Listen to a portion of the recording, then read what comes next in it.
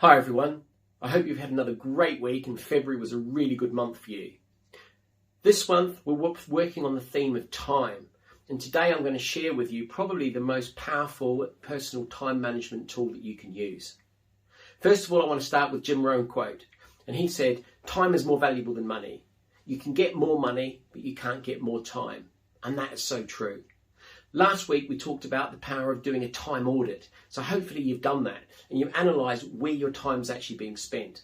Because once we've got an idea of where your time's being spent and how many hours on each particular task you're spending, you then got a chance to sit down, analyse that and go, okay, which bits of this time can I now delegate? Is there stuff that actually I could delegate 10 hours of that a week out to and train someone up to do that, to free that 10 hours consistently for me to add more value to your business? So that's one thing that should have come out of that time audit. I talked about this powerful time management tool. We can then take that time audit and create a default diary. And that's the tool that we really need to use. That's where we're going to really get our time back. So what a default diary is, and we can use a spreadsheet, you can use your Outlook or a Google Calendar as a template, is it plans out your week for you and makes sure that you're grouping at time so that you can really focus on one task. And if you get a chance to read the book Stolen Focus by Johann Hari, and I really recommend it, he really goes into the reasons why we get distracted and why we can't focus. And he talks about a survey in America where in a 7-hour day, the average person's only working 3 hours. So what are they doing with the rest of their time?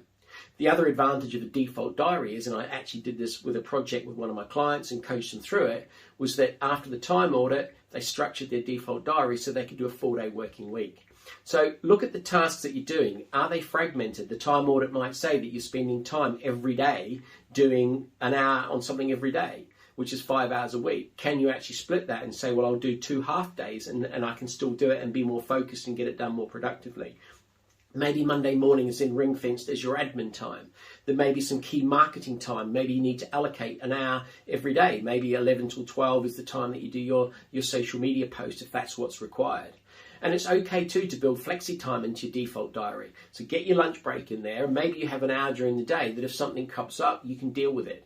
One of my clients was, when he actually did the time audit, sort of realised it sort of hit home to him that doing various site visits was fragmenting his week and creating inefficient use of time. So his default diary was Thursday was site visit day. So it was all consolidated into one day. His staff knew that they could book him out on that day, and that was the day he would go and visit people, unless it was an emergency or something,